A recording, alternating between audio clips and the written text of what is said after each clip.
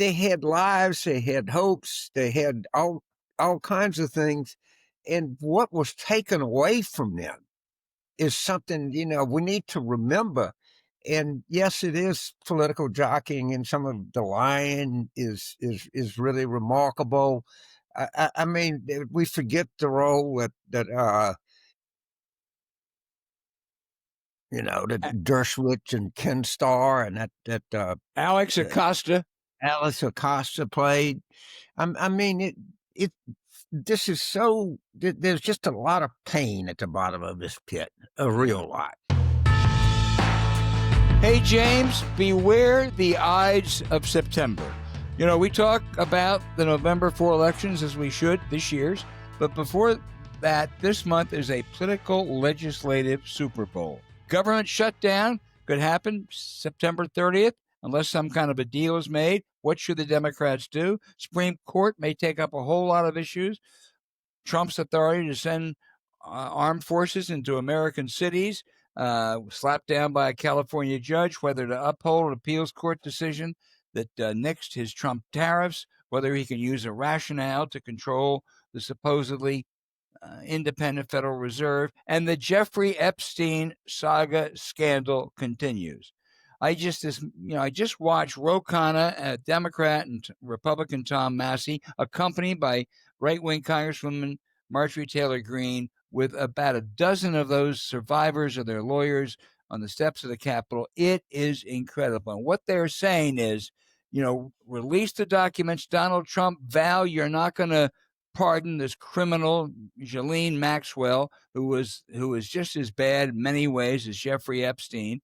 And don't let Republicans get away with this, if you'll pardon the expression, bullshit about James Comer offering an alternative, which has no teeth in it at all. That discharge petition will, if they defeat that discharge petition, those women said two things. Number one, we will go in any district to talk about why they did that. And number two, they said, we're going to put the names out if they don't. Usually I don't pay a lot of attention to people who've been involved in a political fight. These women, I think, are different. They've got a lot of courage, a lot of guts, and they're all in now. Yeah, I mean, sometimes we look at this thing as a political event. Is it embarrassing for him? And and people forget they're real people in here that suffered real consequence and real pain. Mm-hmm. And I always, anybody that has daughters, I guess it becomes apropos. What would you have done if someone had done that to one of your children? And I mean, these women have wives. Unlike Michael Dukakis, I'd have tried to kill him. Yeah. Okay. Yeah. They had lives, they had hopes, they had all kinds of things, and what was taken away from them is something we need to remember. And yes, it is political jockeying, and some of the lying is really remarkable. I mean, we forget the role that Dershowitz and Ken Starr and that Alex Acosta. Alice Acosta played. I mean, this is so. There's just a lot of pain at the bottom of this pit, a real lot. And I hope that these women that come forward or feel some sense of relief. It's hope it's kind of a cathartic event for them, and I hope other people do come forward. But man, these people ruined a lot of lives. A lot of lives. Well, it's cathartic, and they are watching them. I'm convinced they're determined.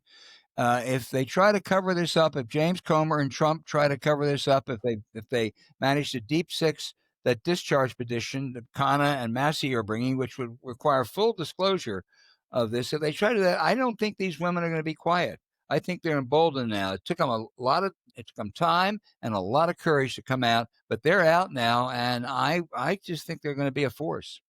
Yeah, I don't think that Marjorie Taylor Greene's I don't think she's going to try to put this genie back in the bottle. I all the critical things I've said about Marjorie Taylor Greene, for the first time in my life, I felt good about her this morning.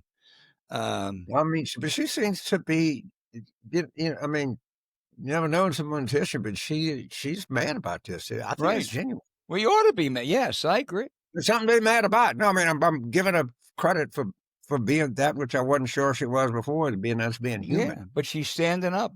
She is.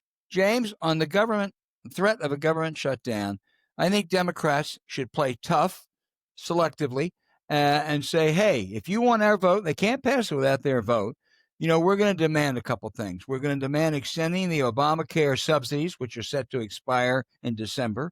They jack up premiums and add to the uninsured, which already will be adversely affected by earlier policies. They will prohibit Trump from these pocket rescissions, which people like Susan Collins, a Republican, says are clearly illegal and unconstitutional, and a couple other healthcare things. So you have to meet those demands. They can't relitigate the whole big, ugly, beautiful bill, but they can, I think, target 3 or 4 really important things. And if the Republicans resist that, if they say, no, we won't defend extending the Obamacare subsidies, let them pay more, then, fine, take a shutdown.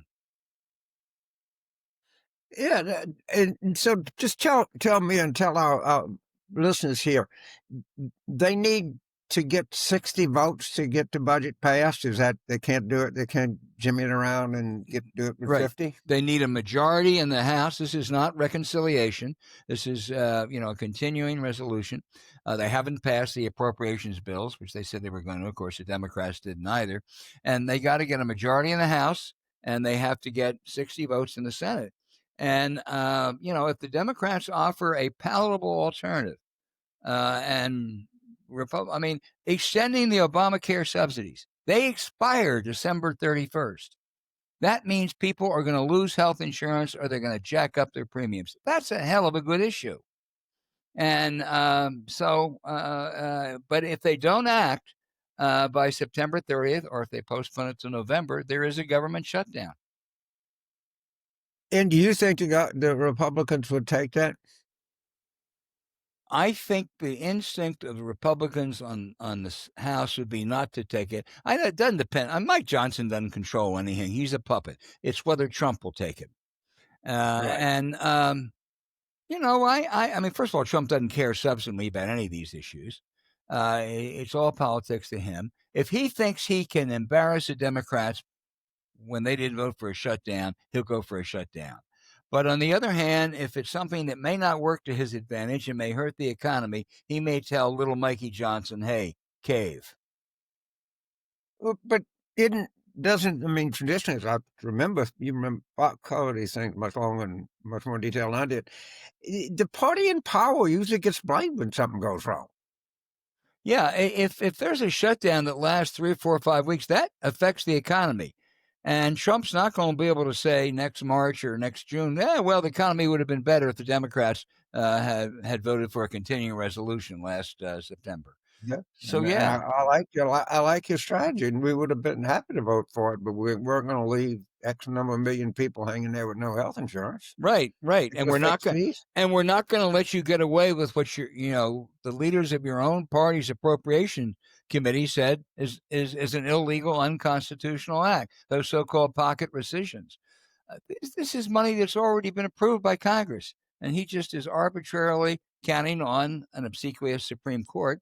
Tries to pull it back. I think that's another good issue. Yeah, I'm going to make a prediction. It's always a danger in predicting. I predict by maybe even the end of the year, Susan Collins announces she's not going to run for reelection. Yeah. I think her antenna is actually pretty good, and she's a very successful politician. And I think it's starting to dawn on her that the jig is up, and I just don't think she has the desire to go through the public humiliation that she's getting ready to go through.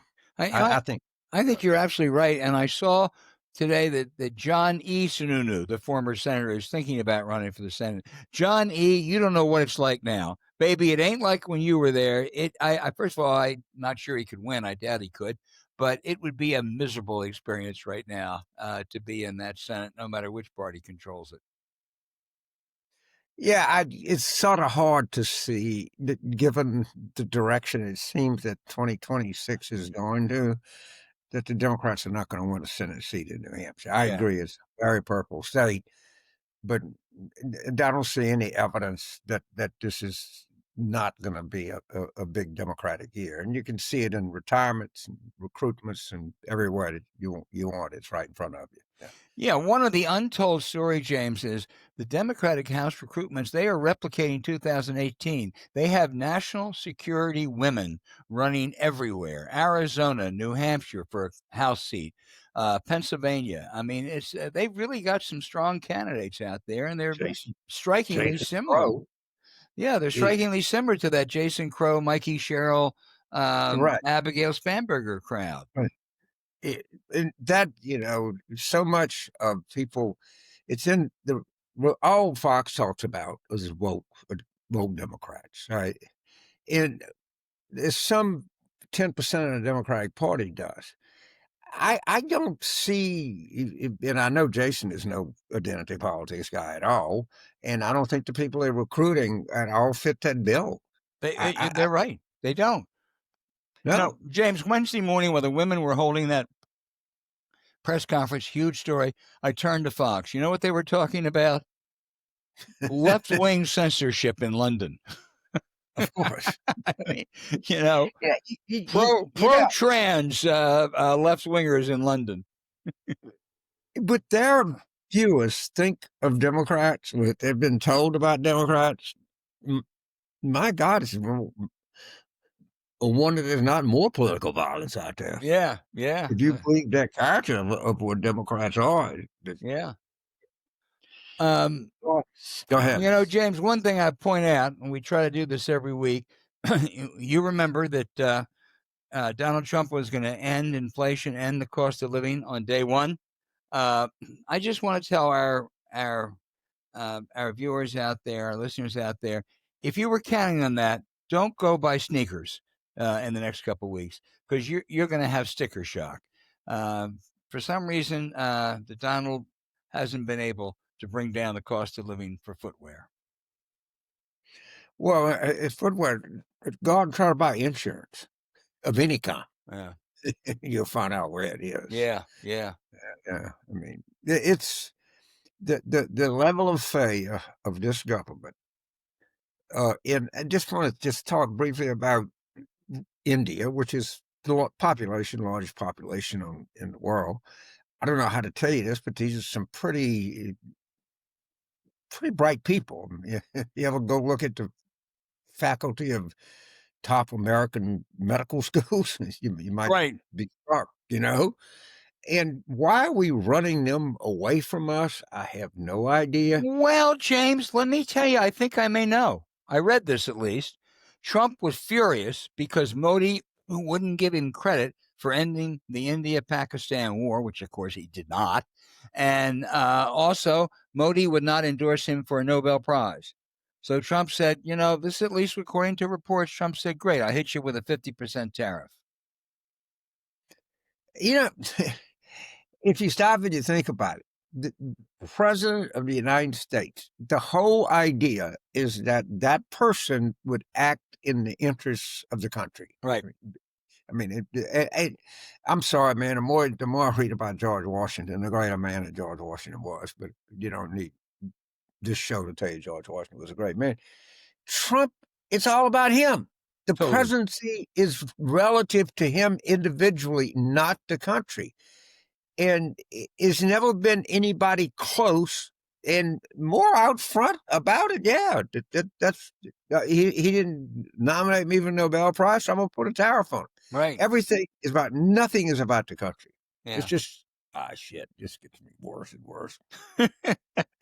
We got to get something to get us all out of this funk.